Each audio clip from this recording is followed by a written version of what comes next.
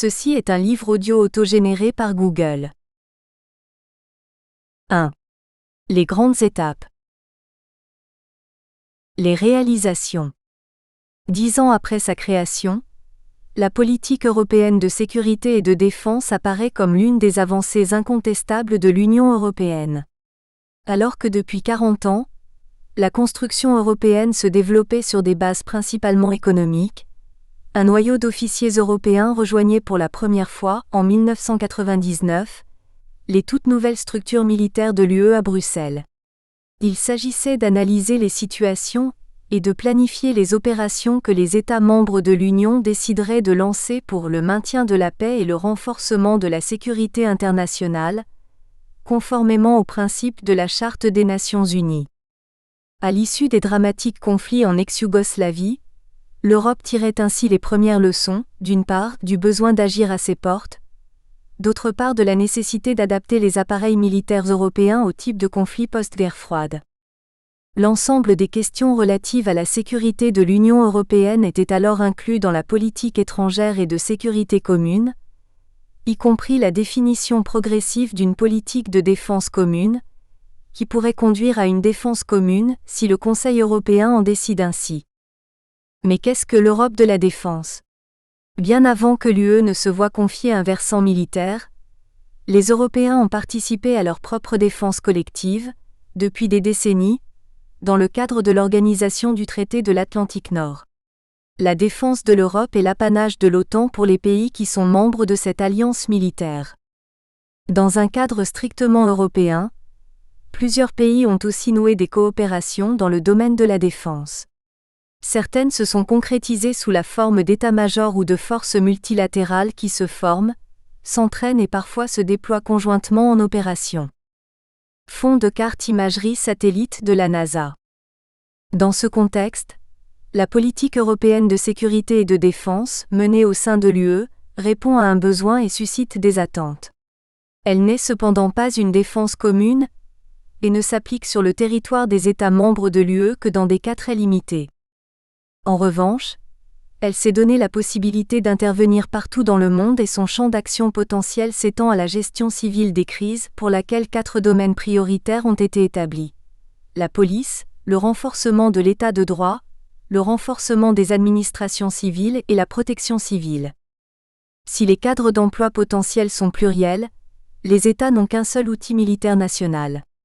Les forces armées ne sont pas en effet dédiées spécifiquement à l'OTAN, aux Nations Unies ou à l'UE par exemple, et les décideurs militaires sont potentiellement préparés à tout type d'opération quel qu'en soit le contrôle politique.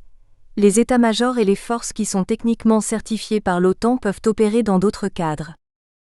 Dans ces conditions, l'Europe de la défense devrait être comprise comme l'ensemble des efforts et des réalisations que font les Européens en matière de défense quel qu'en soit le cadre. Mais qui en est le cœur, et suivant quel plan se déroule-t-il ? La question de définir l'objectif du projet européen et son autonomie souhaitable, en particulier par rapport aux États-Unis, est encore si controversée qu'elle amène plutôt à rechercher une autre voie. L'identification et le fonctionnement des principaux moteurs qui ont conduit les Européens à agir de plus en plus conjointement dans le domaine de la défense. Cette question du ressort des actions des Européens en matière de défense est fondamentale pour comprendre pourquoi des initiatives intra-européennes sont parvenues à se développer, en matière de défense, et tenter de distinguer leurs évolutions possibles.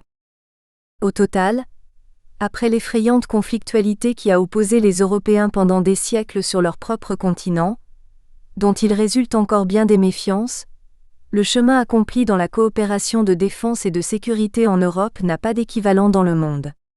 Alors que de nouveaux grands acteurs mondiaux apparaissent, quelles sont les chances qu'un outil de défense européen appuie un jour une véritable politique étrangère européenne ?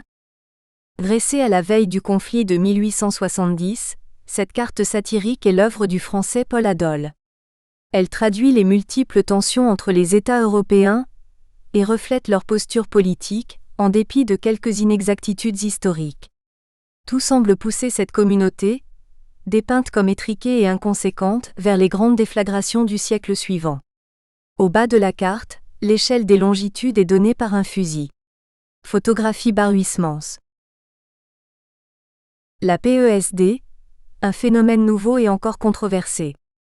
10 ans après sa naissance, la politique européenne de sécurité et de défense a mis en place ces 3 composantes fondamentales. Les fondements doctrinaux, constitués de la stratégie européenne de sécurité, qui identifie les objectifs stratégiques de l'UE et recense les menaces communes, et d'un corpus de concepts d'opérations militaires et civiles destinés à la développer, emploi de la force, nation cadre pour une opération, soutien logistique, des capacités d'évaluation des situations et de prise de décision collective.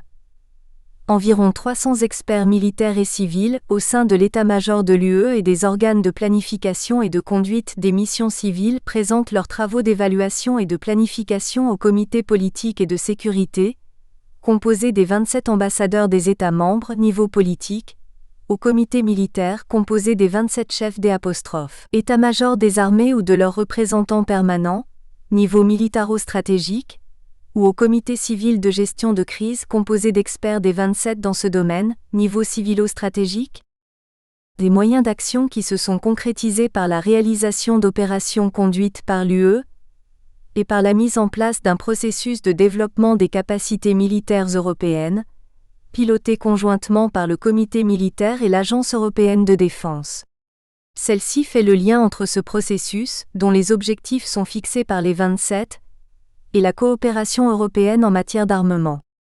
À ce stade de développement, des limites ont été atteintes dans les 3 composantes. Les avancées se heurtent désormais à la nécessité d'une vision stratégique plus profonde, mais aussi aux difficultés ou aux réticences des États-nations à investir leurs outils de défense nationaux au profit d'une capacité d'action collective plus efficace. Les moyens matériels et humains, que ce soit dans les capitales européennes ou à Bruxelles, doivent être mis en accord avec la demande opérationnelle croissante. Enfin, les équipements de défense européens doivent être mieux développés en commun et davantage compatibles les uns avec les autres. Plusieurs pistes de développement potentielles ont été identifiées au sein de l'UE, mais sont encore controversées à des degrés divers. L'élaboration d'un livre blanc européen qui compléterait la stratégie européenne de sécurité en identifiant les intérêts communs, voire vitaux, des États membres et articulerait une stratégie de réforme et d'investissement pour y répondre. La mise en place d'un quartier général d'opérations permanent, destiné à conduire les opérations européennes depuis Bruxelles. Seul existe un centre d'opération équipé mais vide, prêt à être mis en œuvre par quelques dizaines d'officiers préidentifiés de l'état-major de l'UE et des renforts venus des États membres.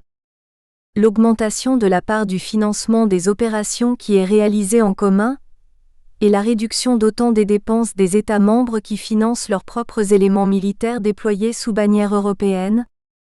L'augmentation du budget de l'Agence européenne de défense afin de développer la recherche et le développement des technologies, R&T, de défense et la coopération européenne en matière d'armement. L'entrée en vigueur des dispositions du traité de Lisbonne en matière de défense et de politique étrangère. Coopération structurée permanente, coopération renforcée, service européen d'action extérieure, clause d'assistance mutuelle. La mise en place de relations militaires entre l'UE et les États-Unis. Jusqu'à présent, Washington s'est toujours refusé à faire passer la relation militaire euro-américaine en dehors de l'OTAN. En dépit de ces difficultés, les réalisations des Européens en matière de défense sont souvent très observées en dehors d'Europe. Jusqu'à une période récente, leur histoire a été si conflictuelle, les désastres et les haines entre les peuples du continent se sont tellement accumulés depuis des siècles, que leurs efforts communs dans le domaine de la sécurité et de la défense ont valeur de témoignage, voire de modèle, dans certaines régions du monde où le passé se révèle aussi lourd. Dans d'autres régions, par exemple en Extrême-Orient, un tel niveau de coopération et de confiance est tout simplement impensable dans les conditions actuelles. C'est dans cette perspective que s'inscrivent les tentatives, les controverses, les limites mais aussi les véritables avancées de l'Europe de la défense. Les moteurs de la défense européenne. Pourquoi le mouvement de la défense européenne se poursuit-il, en dépit des faiblesses relatives des Européens en matière de défense, et de leurs différences persistantes de vision politique sur l'Europe? Pourquoi les obstacles, réticence de l'administration américaine, neutralité de certains États européens, pluralité des matériels militaires et des savoir-faire, n'ont-ils pas suffi à le paralyser? Si les parties prenantes ne parviennent pas à clarifier la question de la finalité de l'Europe de la défense, une voie possible est de chercher à identifier quels moteurs ont poussé à la développer jusqu'à présent et pourraient l'animer demain plus fort que la désunion ou l'impuissance. Dans ce domaine, l'UE craint foncièrement, par nature, la controverse au niveau stratégique. C'est pour cela que l'Europe de la défense s'est cherchée à la fois de manière multilatérale, entre les États, et collectivement au sein de l'UE sans que l'on s'attache à établir au préalable une vision stratégique commune trop précise. Cette démarche-là aurait comporté trop de risques de blocage du processus. La mise en mouvement a cependant eu lieu, depuis la fin de la guerre froide, sous l'effet de plusieurs moteurs qui ont fonctionné, chacun avec des forces et à des périodes diverses. Le progressif désengagement militaire de Washington en Europe a d'abord provoqué la prise de conscience que les intérêts stratégiques européens... Nous espérons que vous avez apprécié cet aperçu. Pour continuer à écouter ce livre audio sur Google Play Livres, utilisez le lien dans la description de la vidéo.